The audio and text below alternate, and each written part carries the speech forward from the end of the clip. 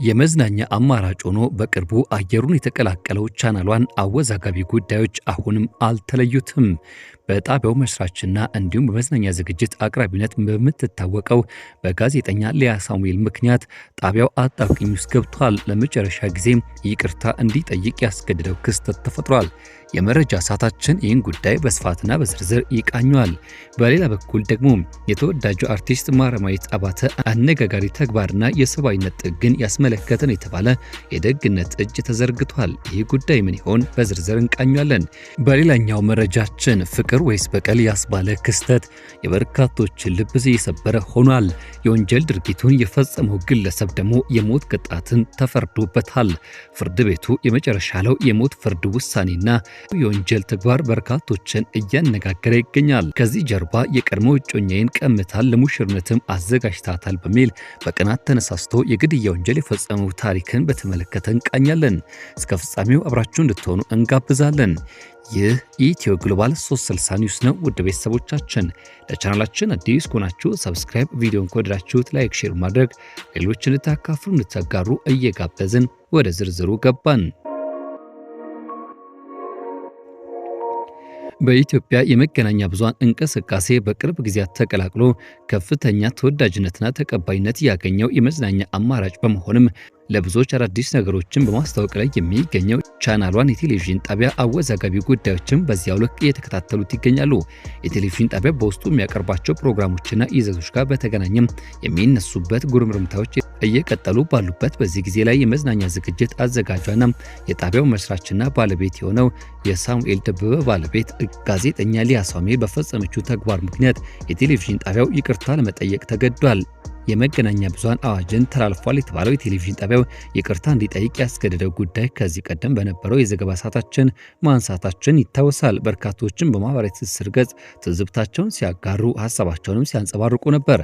ይህን ተከትሎ በዛሬው ዕለት ቻናሏን ቴሌቪዥን ጣቢያ በይፋ እንዳስታወቀው ከሆነም የተፈጸመው ስህተት መሆኑን አምኖ በመቀበል ይቅርታ ጠይቋል። መገናኛ ብዙሃን አዋጅ ቁጥር 1238/2013 የብሮድካስት አገልግሎት ባለፍቃድ ግዴታዎች በሚል ርዕስ አንቀጽ ስር ለስነ ምግባር መመሪያ ተገዢ መሆን፣ አንቀጽ 55 ንዑስ አንቀጽ 1 የማህበረሰቡን ባህላዊ ማህበራዊና ኢኮኖሚያዊ መሰረቶችን የሚጠብቁ የሚያጠናክሩና የሚያሳድጉ ፕሮግራሞችን የማቅረብ ግዴታ አለበት ከሚለው አንቀጽ 55 1 መሰረት በፕሮግራም ስርጭት ተገቢነትና ጨዋ የቋንቋ አጠቃቀም ተግባራዊ ማድረግ ግዴታ አለበት ከሚለው አንቀጽ ጋር በተገናኘ ለአካለ መጠን ያልደረሱ ልጆችን ደህንነት ስለመጠበቅ ከሚለው እንዲሁም ደግሞ በአንቀጹ ስር 63/6 ለመብት ጥሰት ተጋላጭ ለሆኑ የማህበረሰብ ክፍሎች ተደራሽ የሆኑ አገልግሎቶችን በጥራት ማድረስ አለባቸው ከሚሉ አንቀጾችና ድንጋጌዎች አንጻር እሁድ ግንቦት 16 ቀን 2018 ዓ.ም እሁድን አንድ ላይ በሚለው የእሁድ መዝናኛ ፕሮግራም ተረኛ ሐኪም በተሰኘው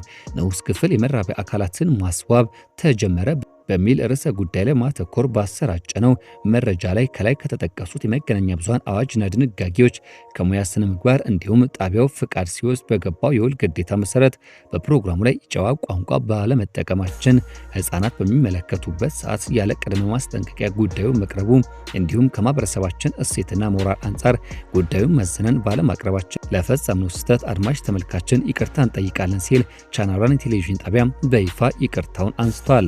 ይህን ተከትሎ የመገናኛ ብዙሃን ባለስልጣን ከዚህ ጉዳይ ጋር በተገናኘ ሌሎች ቴሌቪዥን ጣቢያዎች ይህኑ አይነት መሰል ስህተቶች እንዳይፈጸሙ በጥብቅ አሳስበዋል።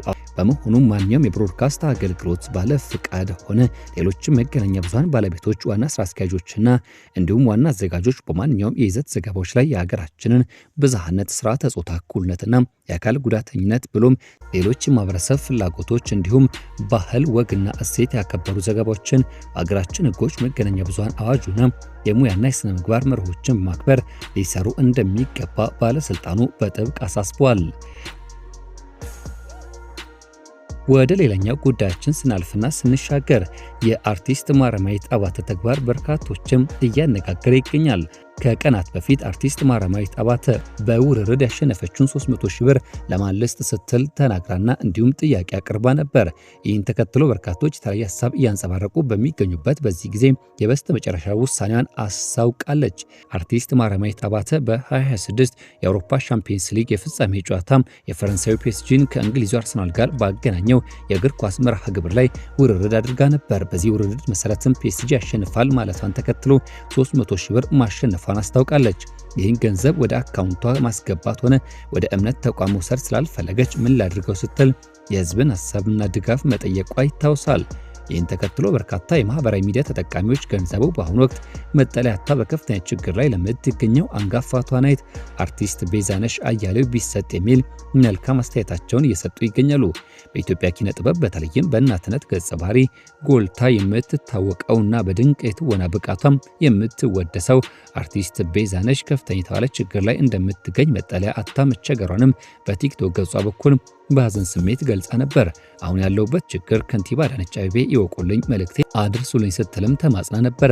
አርቲስት ማረማዊት አባተ ይህን ያሸነፈችውን ገንዘብ በችግር ላይ የምትገኘው ለዚች አንጋፋ አርቲስት ብታበረከት ለኪነ ጥበብ ባልደረባ ሆነ ለገዛ ህሊናዋ ትልቅ ትርጉም እንደሚኖረው እየተገለጸ ይገኛል። ይህን ውሳኔ ተከትሎ እርሷም ገንዘቡን ልትሰጥ የምትችልበት እድል ሰፊ ስለመሆኑ በስፋት የተነገረና እየተገለጸ ይገኛል። በበስተመጨረሻ መረጃችን ደግሞ የሙሽርነት ዋዜማ ላይ እያለ የተቀጨው ወጣት ጉዳይና አሳዛኙ የወንጀል ታሪክ መጨረሻም ፍርድ ቤቱ ይህን ተግባር በፈጸመው ግለሰብ ላይ የሞት ፍርድና ውሳኔን አስተላልፏል። የወደፊት ባለቤቱን ሊያገባት ጥቂት ቀናት በቀሩት ወጣት ላይ አሰቃቂ ግድያ ወንጀል የፈጸመው ግለሰብ በሞት እንዲቀጣ የጌዲዮ ዞን ከፍተኛ ፍርድ ቤት የመጨረሻ ውሳኔ ማስተላለፉን የዞኑ ፖሊስ መምሪያ አዛዥ ኢንስፔክተር ብሩ ማርቆስ ገልጸዋል። ወንጀሉ የተፈጸመው ሚያዝያ 14 ቀን 2018 ዓ.ም በገደብ ከተማ ሲሆን ጸጋዬ ታደሰ የተባለው ተከሳሽ የአቢሲኒያ ባንክ ባልደረባ የነበረውን ወጣት ተመስገን ዳንኤልን በሽጉጥ ተኩሶ መግደል በቁጥጥር ስር ውሏል። ከአካባቢው ነዋሪዎች እንደተሰማው ከሆነም ወንጀለኛው የሟች እጮኛው የቀድሞ ፍቅረኛ ሲሆን ድርጊቱን በቂምና በቀል ተገፋፍቶ ለረጅም ጊዜ አቅዶበት የፈጸመ መሆኑ ተረጋግጧል። ተከሳሹ ወንጀሉን ከፈጸመበት ጊዜ ጀምሮ በቁጥጥር ስር ውሎ ተገቢው ምርመራ ሲደረግበት የቆየ ሲሆን ፍርድ ቤቱም ግንቦት 17 ቀን 2018 ዓ.ም በነበረው ችሎት መነሻ ቅጣቱን በሞት ወስኖ ነበር። ታዲያ ፍርድ ቤቱ የተከሳሹን የቅጣት ማቅለያና የአቃቤ ሕግን ማክበጃ ለመስማት 8 ዓ.ም ቀጠሮ ሰጥቶ የነበረ ሲሆን የቀረቡት ሁለት ማቅለያዎችና ማክበጃዎች ተመጣጣኝ ሆነው በመገኘታቸው ቀደም ሲል ያስቀመጠውን የሞት ቅጣት ውሳኔ በይፋ አጽድቋል።